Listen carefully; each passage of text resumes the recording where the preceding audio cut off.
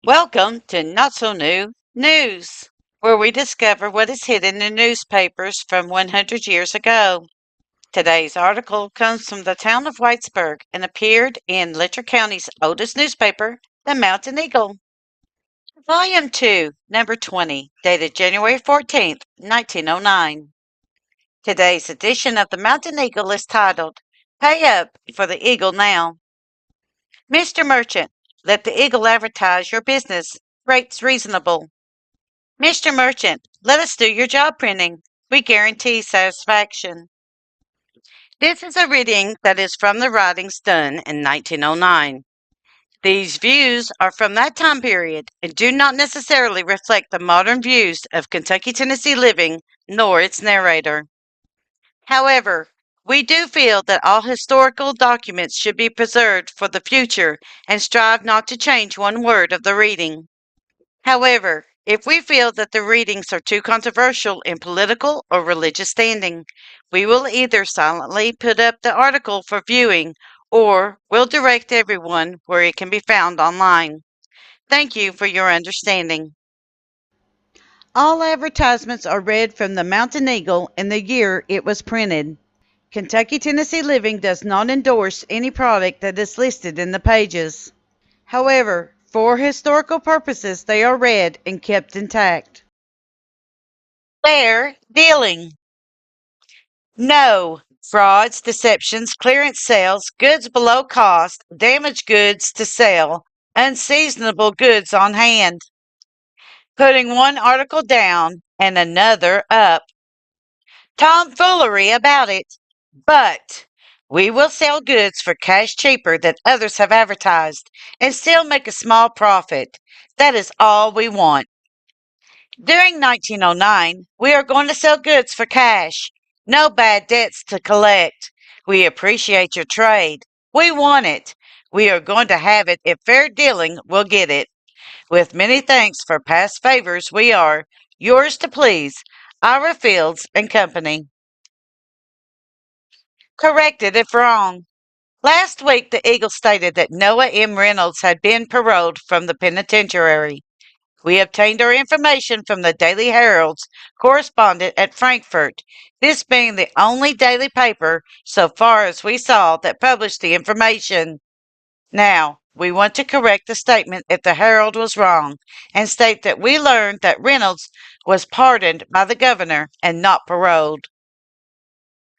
A Perryite. T.G. Asher, a good citizen of Perry County, was a visitor at the Eagle's Nest. Mr. Asher never fails to bring us in some money. Accident. Sunday at Gordon on the head of Line Fork, the 8-month-old child of Doc Holcomb was perhaps fatally injured by the accidental discharge of a shotgun. It has not been learned just how the accident occurred. The doctors say that the prospects for the child's recovery are slight. Settlement. The physical court met Monday and made a complete settlement with Sheriff Crawford for the year 1908. The full settlement will be published in the Eagle soon, and if you want to know just how Letcher County stands financially, you better be on our list of subscribers. Remarkable story. The story of Miss Matilda Warwick of Kokomo, Indiana, as told below, proves the curative properties of that well-known female remedy, wine of Cardui. Miss Warwick says, take Cardui, it will help you. Quote, I suffered from pains in my head, shoulders, limbs, side, stomach, low down, dizziness, chills, nervousness, fainting spells, and other female troubles. I was almost dead. 3 doctors did not help me. At last, I took Carduli, and with the first bottle obtained relief. Now I am cured. But for Cardui, I would have been dead, unquote. Try Cardui at all drugstores. Clearance sale at Lewis Brothers. On invoicing our stock after the holiday rush, we find that we have considerable lots of odds and ends, which we are going to turn loose regardless of cost. As we wish to take no chance on carrying over to another season any winter weight goods. But on the other hand, wish to make room for the most up-to-date spring stock. Consequently, we can afford to make this great sacrifice. An opportunity like this does not happen every day. So come along, everybody, and get your share of these great bargains while they last.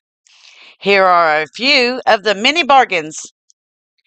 50 pair men's pants, $1.25 to $1.50 to clothes, 75 cents. 25 pair men's pants, $1.75 to $2. Two clothes, $1.25. 50 suits of clothes at 25% off. 10 pair corduroy pants, $2 grade to clothes, $1.50.